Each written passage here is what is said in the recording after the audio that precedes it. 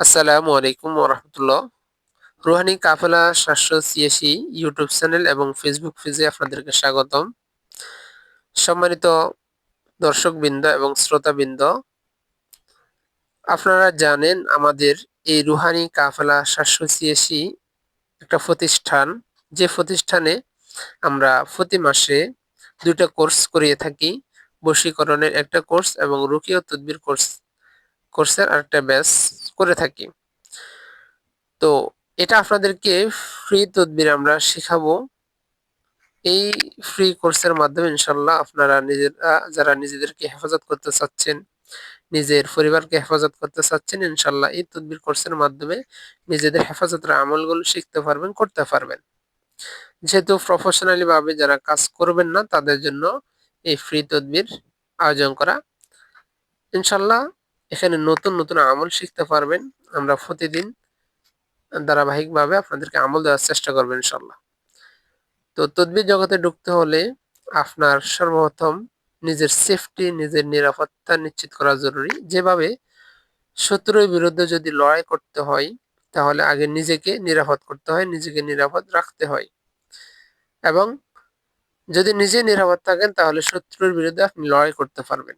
তো ঠিক তদ্রুপভাবে এই জগতে আগে নিজের নিরাপত্তা নিশ্চিত করতে হবে, তারপর আপনার শত্রুর বিরুদ্ধে আপনি লড়াই করতে পারবেন।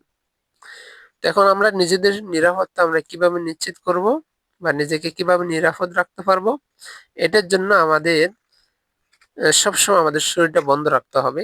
যদি আমরা আমাদের শরীরটা বন্ধ করি, তাহলে ইনশাল্লাহ আল্লাহ তাআলা আমাদেরকে সকল প্রকার অনিষ্ট থেকে, অপশক্তি থেকে, তার কুদরতি শক্তিতে, তার কুদরতি ভাবে তিনি আমাদেরকে রক্ষা করবেন, ইনশাল্লাহ হেফাজত করবেন, বাঁচিয়ে রাখবেন এবং সমস্ত অপশক্তিকে ইনশাল্লাহ তিনি হটিয়ে আমাদেরকে তার রহমতের চাদরে বেষ্টন করে রাখবেন ইনশাআল্লাহ।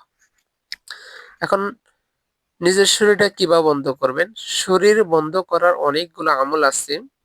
আমি কয়েকটা আমল এখানে বর্ণনা করবো ইনশাআল্লাহ। ১ নং আমল, আপনারা প্রয়োজনে আমার কথাগুলো, আমলগুলো খাতায় নোট করে নেবেন। ১ নং আমল, সকালে এবং সন্ধ্যায় নিজের শরীরটা বন্ধ করবেন। শরীর বন্ধ করার পূর্বে কয়েকটা কাজ করতে হবে। ১ নং করণীয় হলো আপনার নিয়ত করতে হবে। অর্থাৎ আপনি মুখে এভাবে নিয়ত করবেন যে, হে আল্লাহ, আমি আমার শরীরটা বন্ধ করে নিচ্ছি।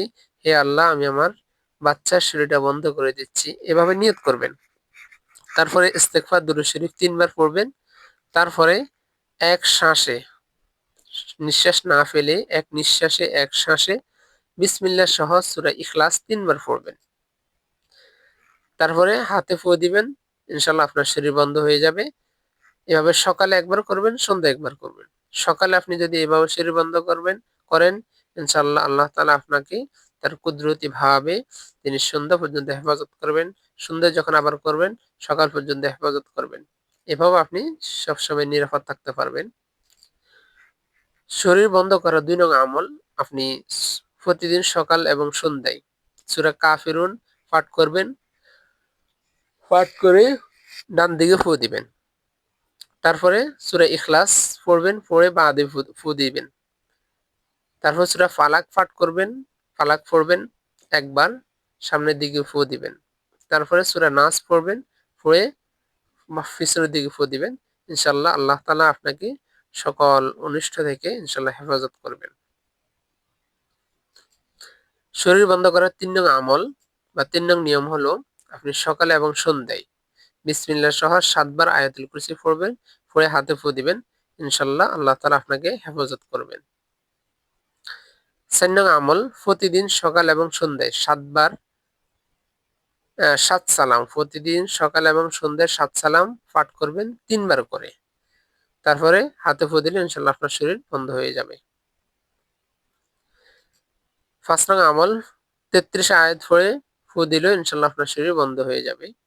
৬ নং আমল, প্রতিদিন সকাল এবং সন্ধ্যায় সূরা আর রহমান পাঠ করে শরীরে ফু দিলে ইনশাআল্লাহ আল্লাহ তাআলা আপনাকে হেফাজত করবেন, আপনার শরীরটা বন্ধ হয়ে যাবে। সূরাটা দেখেও পড়তে পারবেন, মুখস্থ পড়তে পারবেন।